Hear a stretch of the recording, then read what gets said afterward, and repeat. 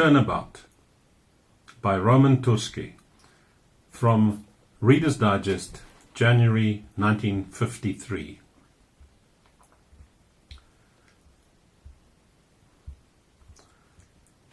I was born in Poland where, before the last war, religious intolerance was not uncommon.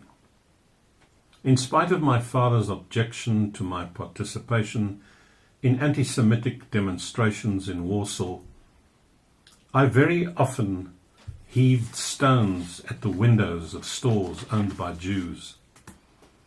I had no qualms about my actions, and it later took months of hardship and persecution, and a Jew, to show me how to abide by the biblical injunction, love thy neighbor as thyself.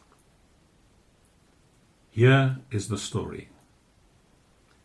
When Hitler annexed Austria and war seemed imminent, I quit my job as an instructor at a flying club in Lyon, France, and started for home in my plane. The engine developed magneto trouble, and I had to land in Vienna and stay there overnight to have it repaired. The following morning, just as I stepped out of my hotel to buy a few souvenirs before checking out, a man came running past the door, bumped into me, and sent me reeling.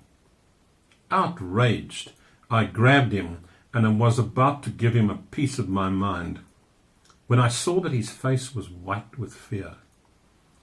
Panting heavily, he tried to wrench himself from my grip, saying, "Gestapo! Gestapo!"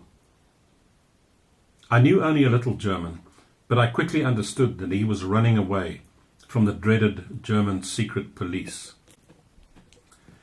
I rushed him into the lobby and upstairs to my room, pointed to the foot of my bed, and motioned to him to lie down. I covered his slender jackknife body with artfully draped blankets, so that the tousled bed looked empty.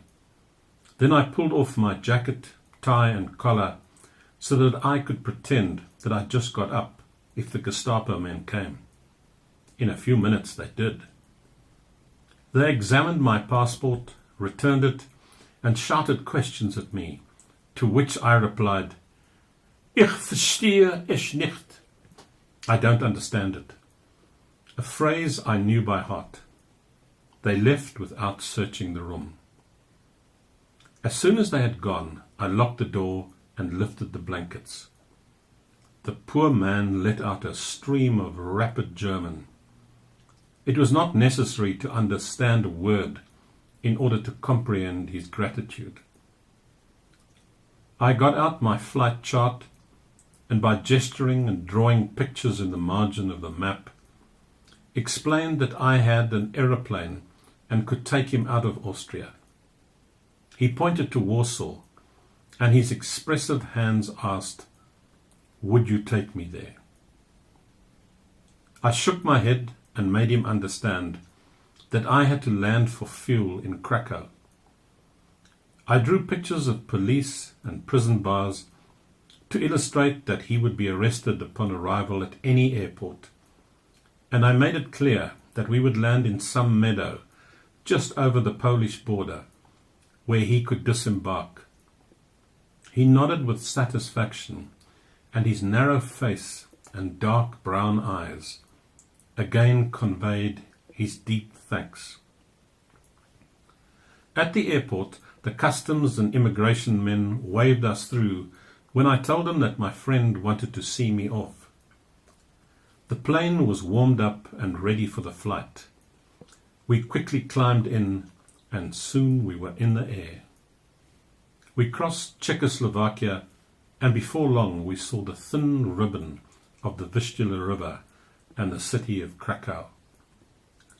Landing in a large field by a wood and near a country railway station, I showed my companion where we were on the map, gave him most of my money, and wished him luck. He took my hand, looked at me wordlessly, and then walked rapidly into the woods. When I arrived at Krakow airport, there was a detachment of police waiting beside the immigration inspector. One of the police said, "Do you have a warrant to search your plane? You helped a man escape from Vienna." "Go ahead and search it," I responded. "Incidentally, I'd like to know what the man is wanted for." The response was, "He's a Jew." They searched my plane very thoroughly, and of course they had to let me go for lack of evidence. The war came, and after Poland's short and bloody struggle against the Germans, in which I served as a fighter pilot in the Polish Air Force, I joined the thousands of my countrymen who wanted to carry on the fight for freedom. We crossed the border into Romania, were promptly caught, and then we were sent to concentration camps.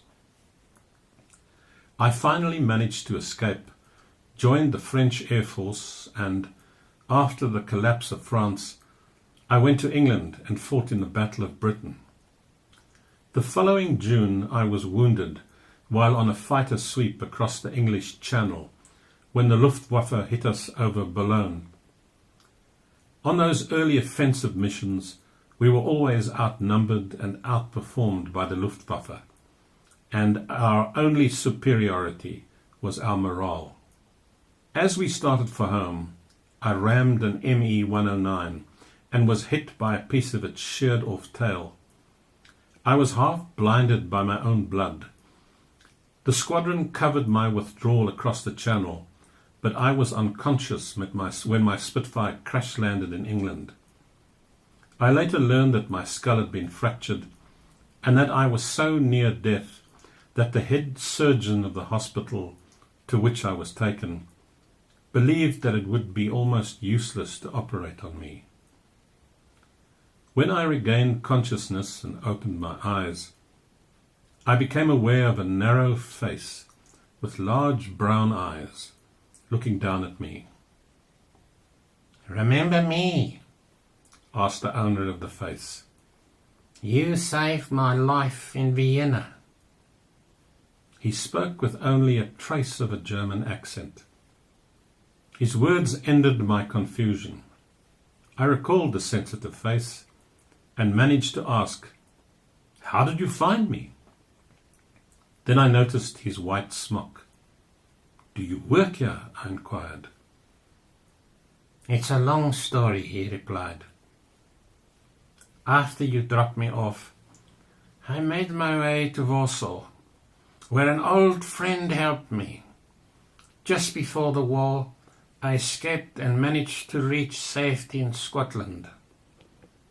When one of your Polish squadrons distinguished itself in the Battle of Britain, I thought you might be in it. So I wrote to the Air Ministry and found that you were." "How did you know my name?" I asked. He replied, "It was written in the margin of your map, I remember it." His long fingers felt cool on my wrist. "Yesterday, I read the story in the newspapers about the Polish hero shooting down 5 enemy planes in one day and then crash landing near this hospital. They said that your condition was considered hopeless. I immediately asked the Royal Air Force in Edinburgh to fly me here, to this hospital." "Why?" I asked. He replied, "I thought that, at long last, I could do something to show you my gratitude. You see, I'm a brain surgeon. I operated on you this morning."